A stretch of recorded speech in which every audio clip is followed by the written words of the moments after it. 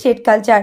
এবার এই thread culture নিয়ে মারাত্মক অভিযোগ জানালেন ফারাক্কার সিটুর সাধারণ সম্পাদক দিলীপ মিশ্র।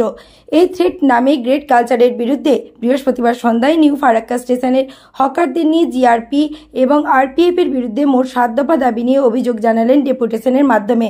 অভিযোগ জানাতে গিয়ে তিনি বলেন, বিশেষ করে পুজো বা ঈদের সময় শ্রমিকরা যখন ফারাক্কা জংশনে নামে তখন তাদের জিআরপি এবং আরপিএফ এর হাতে নানান রকম হয়রানির শিকার হতে হয়। তাদের দাবিগুলি ছিল অবিলম্বে হকারদের হয়রানি বন্ধ করতে হবে, বিশেষভাবে সক্ষম ও বয়স্ক মানুষদের জন্য প্ল্যাটফর্ম থেকে মসৃণ যোগাযোগের ব্যবস্থা গড়ে তুলতে হবে, এনটিপিসি মোড়, সাঁকোপাড়া ও তিলডাঙ্গা ফাটকের আন্ডারপাস গড়ে তুলতে হবে। এই দাবিগুলি সহ আজ আমরা আপনাদের দেখাবো সেই মারাত্মক অভিযোগ যা নিউ ফারাক্কা জংশনের বিশেষভাবে সক্ষম হকার জাকির হোসেন করেছেন। তিনি বলেছেন কি তা আমরা সংবাদ মাধ্যমের মাধ্যমে তুলে ধরব। অবিলম্বে আরপিএফ ও জিআরপির এই থ্রেড কালচার নিয়ে তদন্ত হওয়া দরকার। দেখতে থাকুন বাংলা এমজি নিউজ। ফারাক্কা থেকে সুভাষ মণ্ডলের রিপোর্ট, বাংলা। हम 10-12 आदमी आएंगे आज मोदी को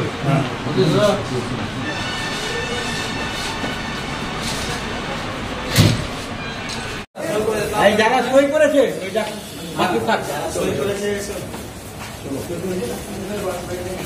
যারা সই করেছে তাদের আমার অসুবিধা সাহেব আমি ঢুকেন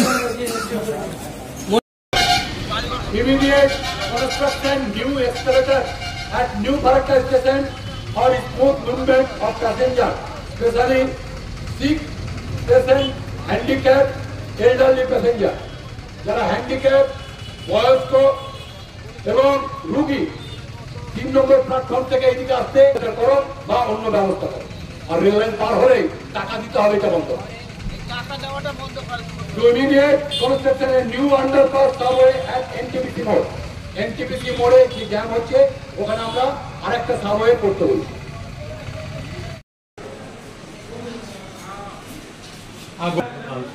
हम 10-12 आदमी आएंगे आज मोदी को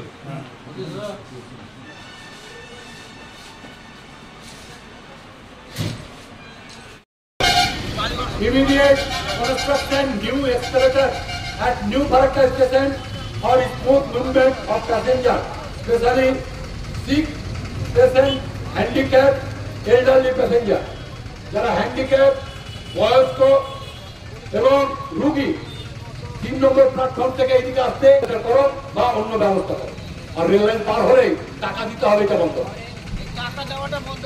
To immediate construction a new underpass subway at NTPC Mode. NTPC Mode যে জ্যাম হচ্ছে ওখানে আমরা আরেকটা সাবওয়ে করতে বলছি।